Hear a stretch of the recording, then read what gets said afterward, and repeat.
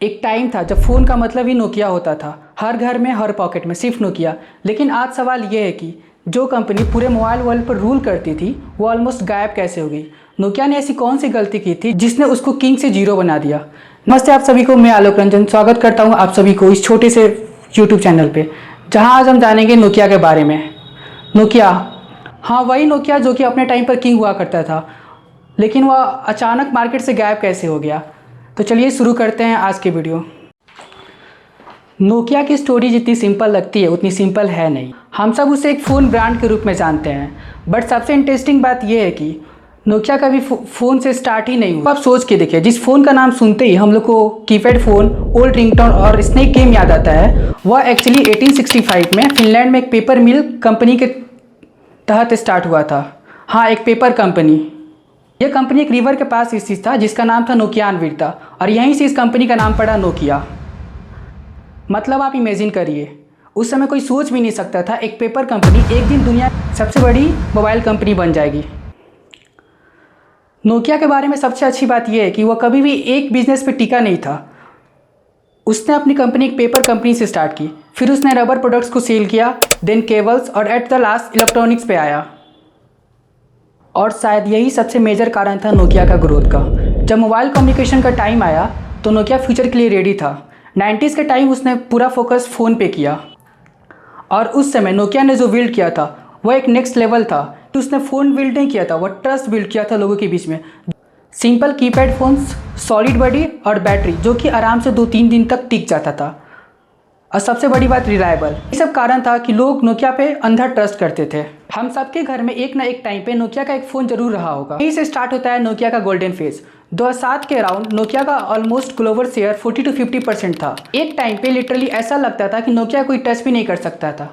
But वह कहते हैं ना, किसी की खुशी किसी से देखी नहीं जाती है। सेम नोकिया के साथ यही हुआ। 2007 में एप्पल के CEO स्टीव जॉब्स ने कहा, टुडे एप्पल री इन्वेंट्स द फोन। मतलब सीधी बात, एप्पल ने आईफोन को लॉन्च किया। जब आईफोन लॉन्च हुआ, शायद उस टाइम किसी को यह आइडिया नहीं था कि ये सिर्फ फ़ोन नहीं, एक फ्यूचर है। और सबसे इंटरेस्टिंग बात, नोकिया को भी ये आइडिया नहीं था, और यही नोकिया की सबसे बड़ी गलती थी। उनको लगा ये नॉर्मल सा फ़ोन है, कीपैड भी नहीं है तो लोग क्या ही यूज़ करेंगे, और यही नोकिया की सबसे बड़ी गलती थी। जब दुनिया टच स्क्रीन की तरफ शिफ्ट हो रही थी तब नोकिया अपने पुराने सिस्टम के साथ कंफर्टेबल था। उनको लग रहा था जो चल रहा है वही सही है। लेकिन टेक्नोलॉजी में एक रूल है, जो समय के साथ अपने को रिन्यू नहीं करता है वह पीछे रह जाता है, और यही नोकिया के साथ हुआ। उसने सब कुछ देखा, सब कुछ एनालाइज किया, लेकिन फिर भी उसको नज़रअंदाज कर दिया। फिर 2008 में एंट्री होती है एंड्रॉयड की, और यहाँ से कंपटीशन और फास्ट हो जाता है क्योंकि सभी कंपनी एंड्रॉयड की तरफ शिफ्ट हो गई। बट नोकिया अभी भी कन्फ्यूज़ था। उसने एंड्रॉयड की बजाय माइक्रोसॉफ्ट को चुना। नोकिया की सबसे बड़ी गलती शायद यही थी, उसने एंड्रॉयड को ना चूज़ करके माइक्रोसॉफ्ट के साथ पार्टनरशिप की। नोकिया को ये लगा कि वो माइक्रोसॉफ्ट के साथ पार्टनरशिप करके कमबैक करेगा, लेकिन प्रॉब्लम यह था कि विंडोज़ फ़ोन में ऐप्स ही नहीं थे। मतलब ऐप्स थे लेकिन उतने खास ऐप नहीं थे, और बिना ऐप्स के कोई भी फ़ोन ज़्यादा दिन तक टिक नहीं सकता था।